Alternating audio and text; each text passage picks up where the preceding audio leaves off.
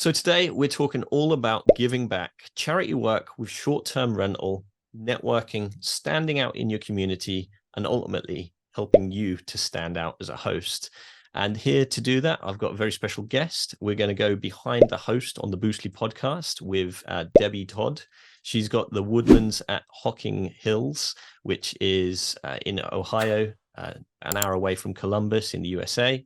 She's got 2 units there and she's very, very passionate about giving back. So today I'm really excited to dive into this, and you as a host is going to learn how that is going to help your hospitality business. So let's welcome along our guest, Debbie. Thank you for joining me today. So much for having me.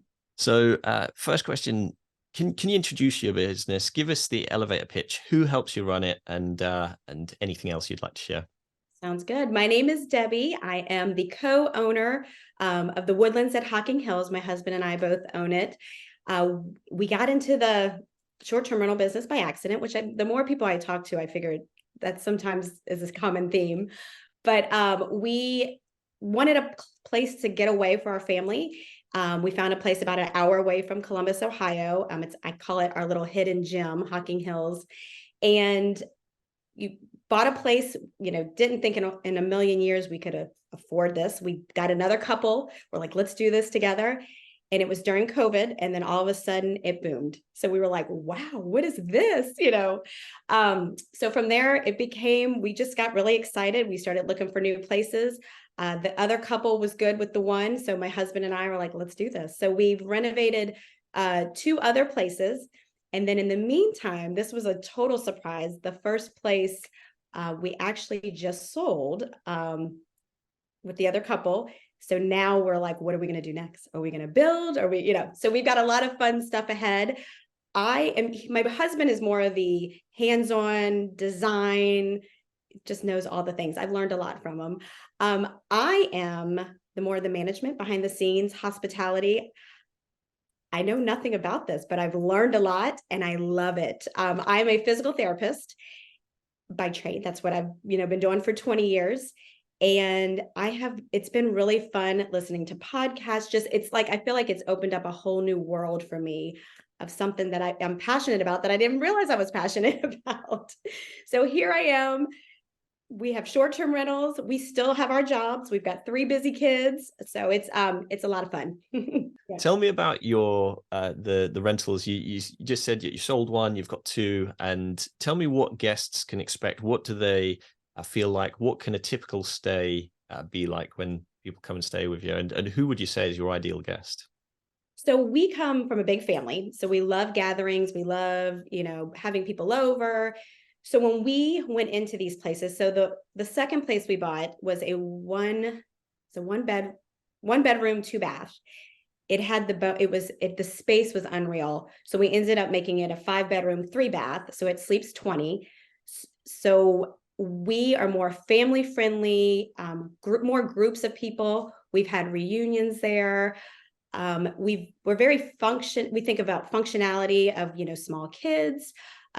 Both of our places have game rooms because we feel like, that's so fun. That's when families get together and make memories and laugh. And so a lot of what we've done, we've kind of put ourselves into it first and kind of built around that. So we designed it around kind of what we would love, which, is just being with family and friends. What can people expect from Hocking Hills? What is it that you love to do in the area, and what are the reasons people visit?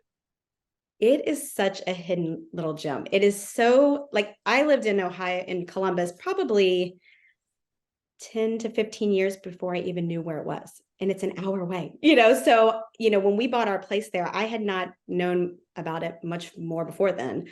And it has a little bit, it's all year. It's got a lake nearby, lots of caves, parks, trails to walk on.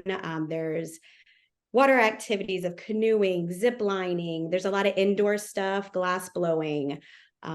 It's a little bit of everything. It's really a cool place. And it's pretty small. So you can very easily really cool shopping, antique mall. So it's really neat. Take us through what is giving back? What does it mean to you? And dive into that part of your business.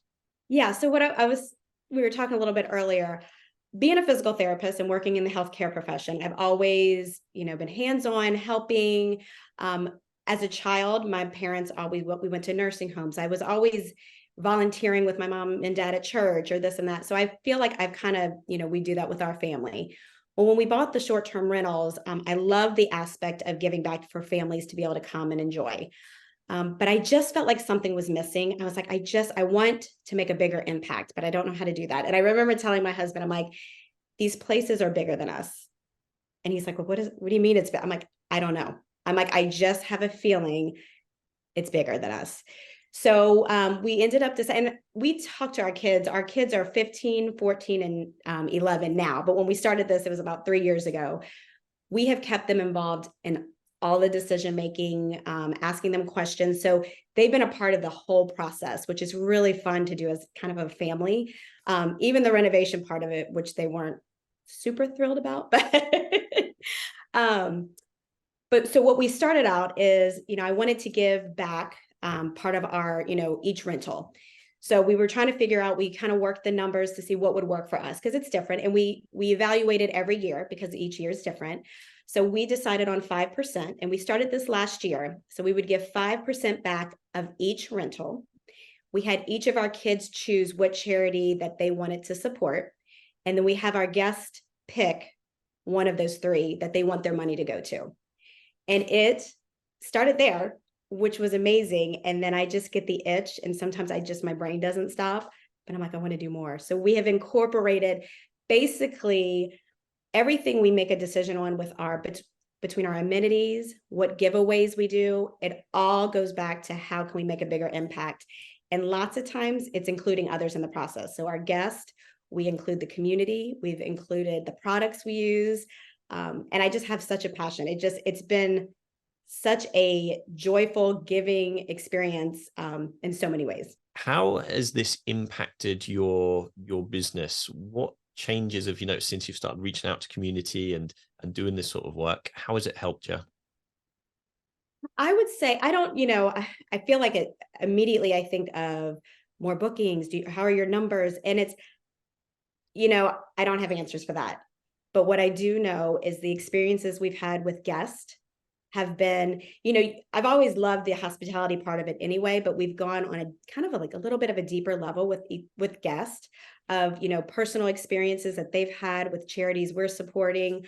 And networking, not in networking for me, but just networking of learning businesses around us, coming together for a common purpose, because lots of times there's lots of competitiveness. Are you have this amenity? Do you do that? And it's just bringing a different realm of working together, making a bigger impact, again, together. And it's more fun that way. So I've met more hosts. I've learned about different people in the community. Another really cool thing is bringing exposure to charitable organizations that people didn't know about. We've worked with our food bank in our local area that some of the people that have rentals there didn't even know about the food bank. So it's just, how neat, that just bringing people together. And I think that has probably been the most fun for me, is just how to bring people together. Having a blast, gonna get it on the Bruce Lee podcast. Bruce Lee like Bruce Lee, cause it's so hard and the T is loose leaf. Making up those rhymes, don't write it, just do it loosely.